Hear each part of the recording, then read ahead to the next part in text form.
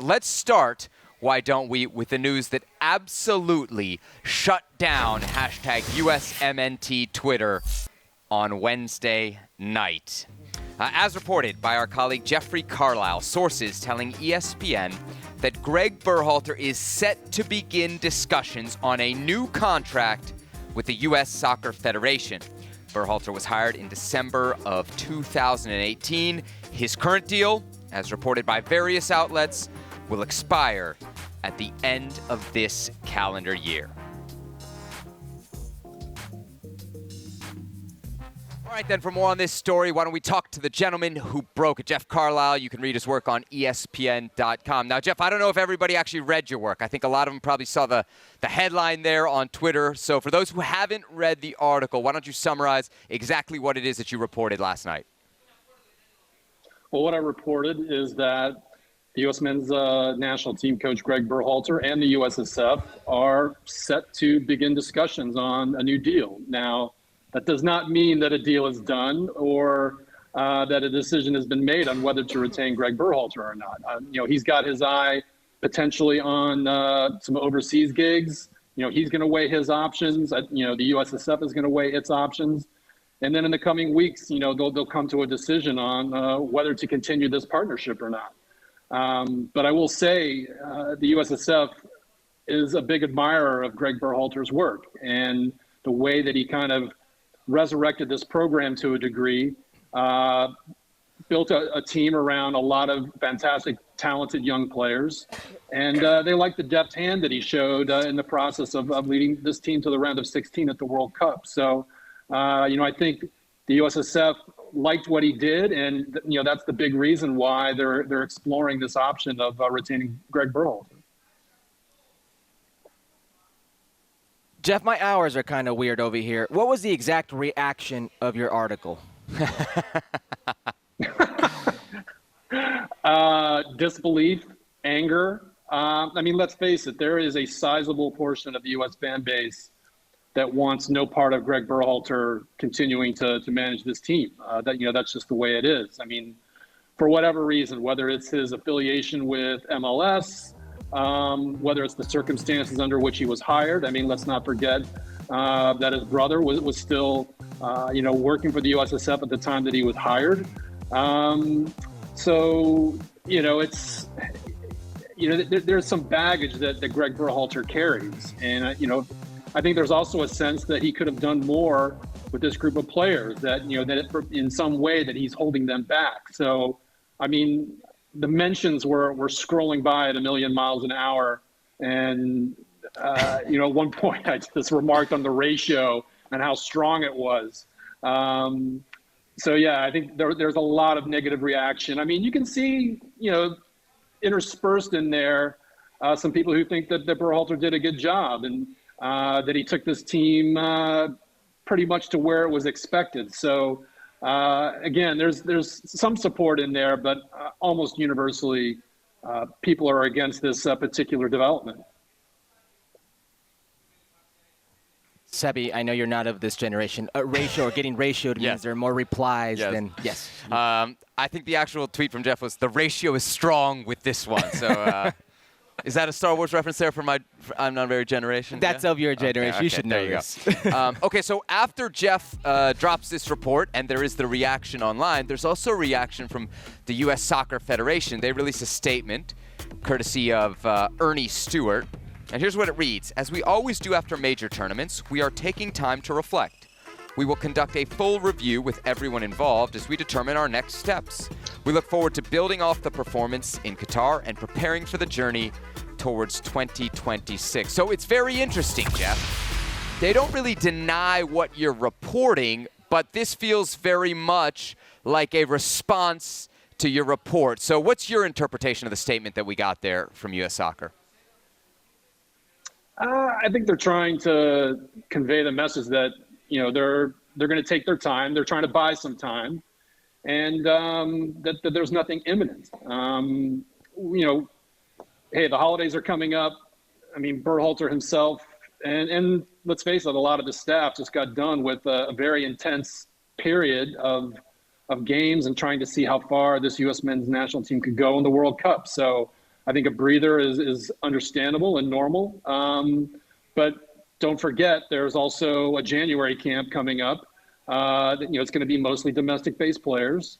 And there's 2 games at the end of the month against Colombia and Serbia. So, I'm not saying that those concerns should overshadow everything else. But, I think there is a desire to make a decision relatively quickly, in the next few weeks. Obviously, the holidays will play a part in that as well. I think they're trying to buy themselves a little bit of time and lower the temperature a little bit, given some of the reaction from the fans. So Jeff mentioned there earlier in the interview about kind of how the federation feels about Gregg Berhalter's tenure. Not the 4 games here at the World Cup, but the tenure as a whole. If you were to, Hercules, give him a grade, what grade would you give Gregg Berhalter for the tenure as a whole? Do you want me to do A to F, or you're adding of an E like you do back in D.C.? It's the participation trophy Correct. of failure, yes. It would be a B.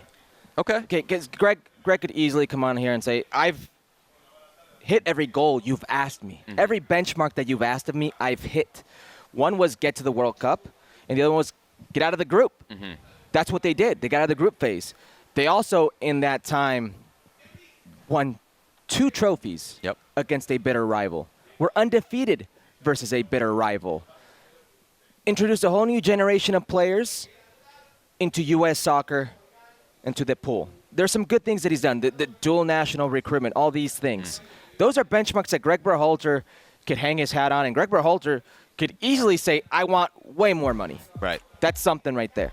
But under no circumstances should U.S. soccer immediately try to get something going. You cast that net as far and wide as you can, unlike the hiring process the first time. Right. In this World Cup already, you've seen managers let go. After the World Cup, you're going to see more managers let go.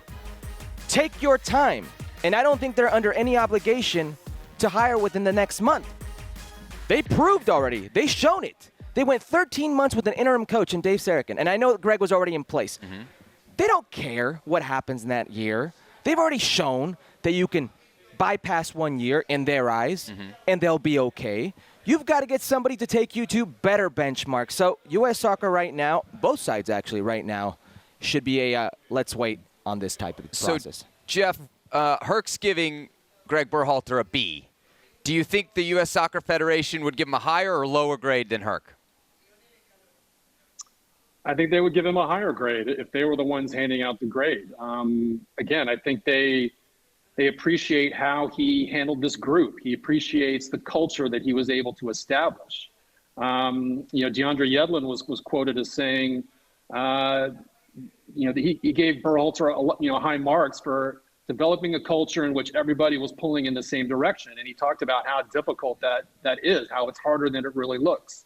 And so I think if you're the U.S. Soccer Federation, you are appreciating everything that Gregg Berhalter did for you. And let's not forget, Ernie Stewart is a big backer of Gregg Berhalter.